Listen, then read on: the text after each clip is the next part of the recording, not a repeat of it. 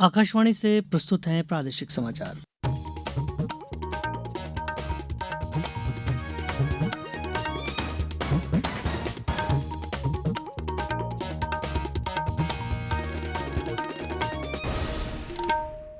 नमस्कार, समाचारों के साथ मैं रत्नेश सोनी। सबसे पहले मुख्य समाचार। जर्मनी में मुख्यमंत्री डॉक्टर मोहन यादव ने कहा, भाषा की समस्या घटाने के लिए प्रदेश में लैंग्वेज इंस्टीट्यूट खोलने की योजना। राज्यपाल मंगूभाई पटेल ने यूरेशियन ग्रुप के देशों की मनी लॉन्ड्रिंग एवं आतंकवाद की फंडिंग रोकने में बताई अहम भूमिका। टीबी रोग की सटीक जानकारी के लिए CY-TB स्किन टेस्ट की हुई शुरुआत। और कोहरे के मौसम में सुरक्षित रेल आवागमन के लिए भोपाल मंडल में दिए गए 341 फॉग सेफ डिवाइस। अब समाचार विस्तार से।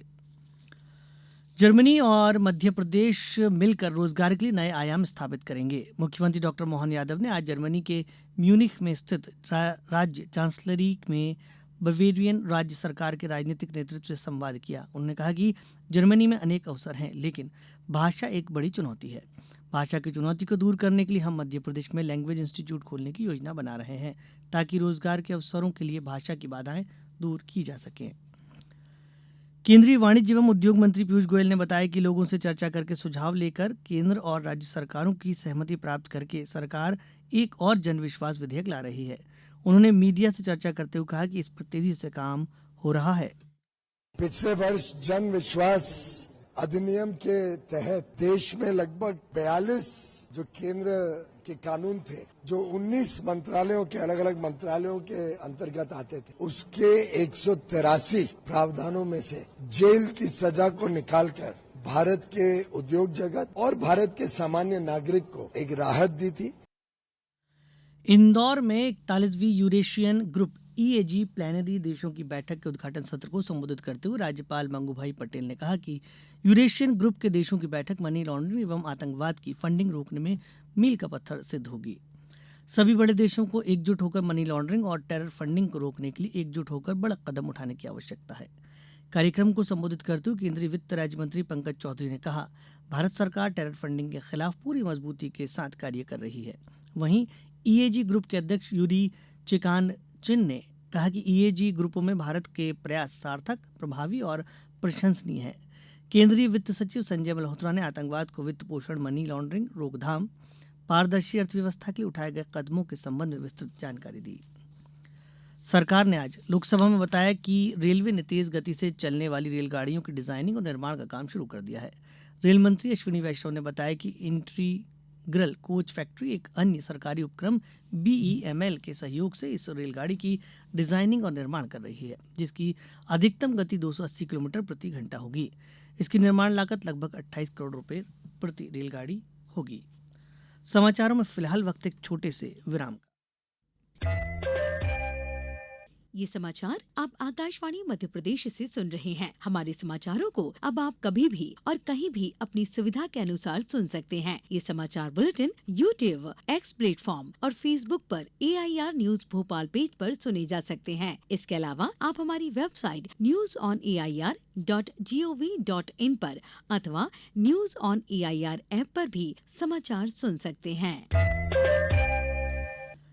केंद्र सरकार ने 2025 तक टीबी उन्मूलन का लक्ष्य रखा है।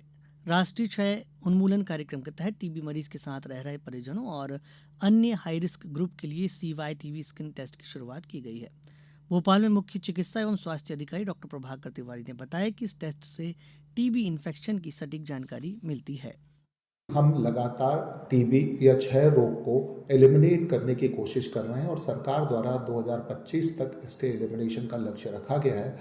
TY या ट्यूबरकुलोसिस स्किन टेस्ट आया है। टीबी के संक्रमण की जांच बड़ी आसानी से की जा सकती है। सरकार इनको निःशुल्क यानी बिल्कुल मुफ्त उपलब्ध कराती है। यही जनता से अपील करना चाहूँगा कि टीबी अब असाध्य बिल्कुल नहीं है। टीबी के मरीज को अधिकतर केसेस में भर्ती होने की भी आवश्यकता नहीं है। वो OPD बेसिस पर अपने घर पर रहकर अपना इलाज पूरा कर सकता है और बिल्कुल टीबी मुक्त या क्षय मुक्त हो सकता है। इस टेस्ट के परिणाम के लिए व्यक्ति को 48 से 72 घंटे के बीच पुनः स्वास्थ्य संस्था में आना होता है। यहाँ पर चिकित्सक अथवा स्वास्थ्य कर्मी द्वारा त्वचा के उस हिस्से का परीक्षण किया जाता है जहाँ पर जांच का सॉल्यूशन लगाया गया था।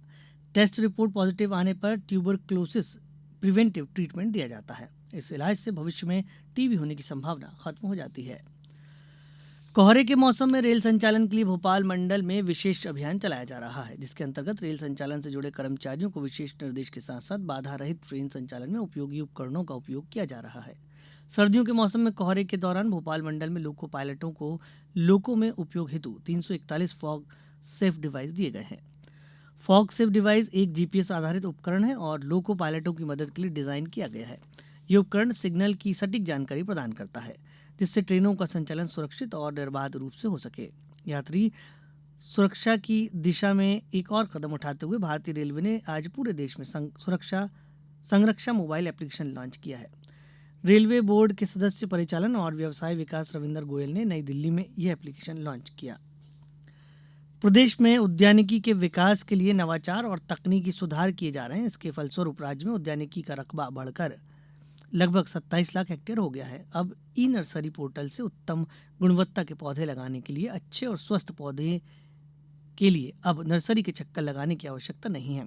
उद्यानिकी विभाग द्वारा ई नर्सरी पोर्टल पर 300 से अधिक नर्सरियों की जानकारी ऑनलाइन उपलब्ध करवाई गई है। गौरतलब है कि प्रदेश संतरा, धनिया, मसाले और औषधीय एवं सुगंधीय पौधे उत्पादन के में प्रथम स्थान पर है। इसके अतिरिक्त प्रदेश टमाटर, लहसुन, हरी मटर, अमरूद, फूल गोभी, मिर्च एवं प्याज उत्पादन में दूसरे तथा नींबू, वर्गीय फल, लाल मिर्च, बंद गोभी एवं फूल उत्पादन में तीसरे स्थान पर है। अब कुछ समाचार संक्षेप में। प्रदेश की कोल आधारित विद्युत क्षमता की आवश्यकता के आधार पर केंद्र सरकार की उच्च स्तरीय समिति ने प्रदेश के लिए 4100 मेगावाट के नए थर्मल पावर प्लांट के लिए कोयले के आवंटन स्वीकृति दे दी है।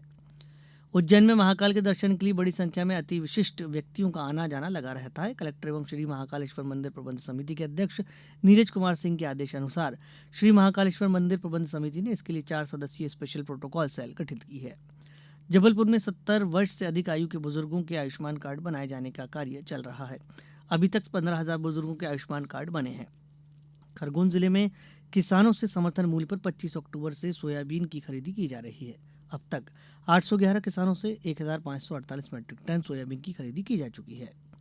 श्योपुर में सीईओ जिला पंचायत द्वारा मध्याह्न भोजन ग्रहण करने वाले छात्रों की उपस्थिति ऐप और मैसेज के माध्यम से दर्ज नहीं किए जाने पर शाला प्रभारियों को नोटिस जारी किए हैं।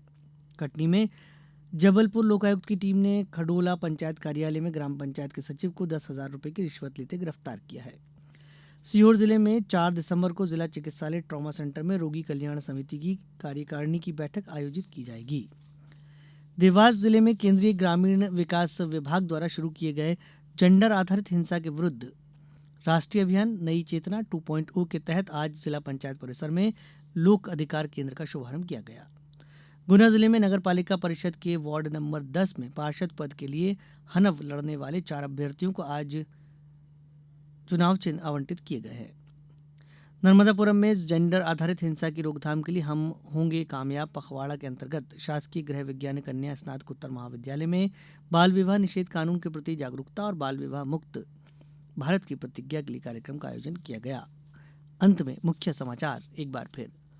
जर्मनी में मुख्यमंत्री डॉक्टर मोहन यादव ने कहा, भाषा की समस्या घटाने के लिए प्रदेश में लैंग्वेज इंस्टीट्यूट खोलने की योजना। राज्यपाल मंगूभाई पटेल ने यूरेशियन ग्रुप के देशों की मनी लॉन्ड्रिंग एवं आतंकवाद की फंडिंग रोकने में बताई अहम भूमिका। टीबी रोग की सटीक जानकारी के लिए CY-TB स्किन टेस्ट की हुई शुरुआत। और कोहरे के मौसम में सुरक्षित रेल आवागमन के लिए भोपाल मंडल में दिए गए 341 फॉग सेफ डिवाइस। इस समाचार बुलेटिन में आज बस इतना ही। नमस्कार।